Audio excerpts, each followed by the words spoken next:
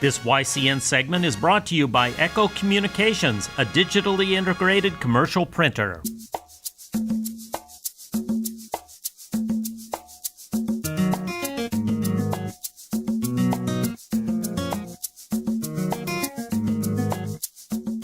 Hi, I'm Elizabeth Durazio, and we're talking solar with expert Rick MacMillen of Applied Solar Technologies with 25 years experience in the trenches.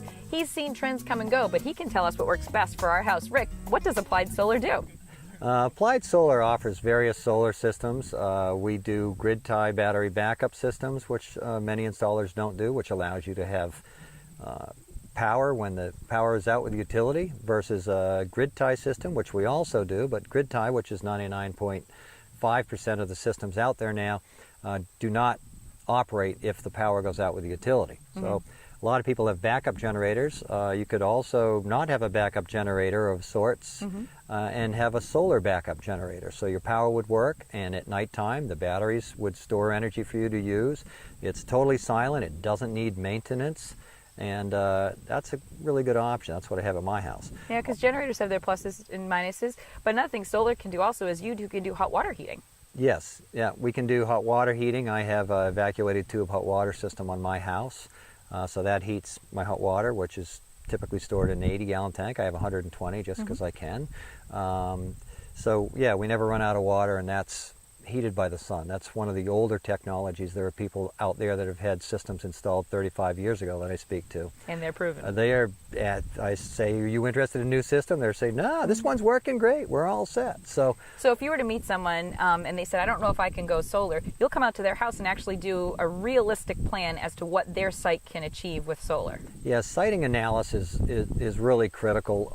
A lot of people try to rush through that. Some companies, some of the lease companies even, I've seen, and they own the panels, so they can do what they want, but I've seen them put stuff that just doesn't make sense to me. So I've been involved a long time. I like to maximize the power output of the investment that the people are making. And I do that in a number of ways, which I'd be happy to discuss if they want to have me out there.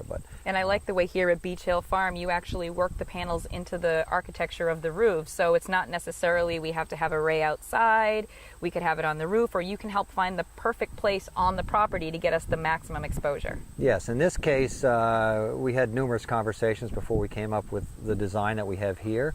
It involved a number of things. One, they did not want any panels on the historic barns. So we moved us to two other barns that you can see in the background there, as well as a ground mount. And when we got into the ground mount, the options there were initially looking at they might take up usable space, so we moved to a ground mount system that takes up little to no space. The animals can graze under it.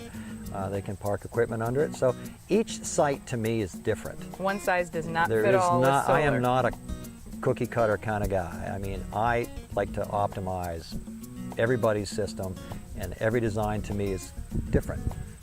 Well, if that's what you're looking for, if you don't want to be one size fits all and you want a custom solar analysis to find out if solar is right for you, make sure you contact Rick MacMillen of Applied Solar Technologies with 25 years experience. He's the expert for you.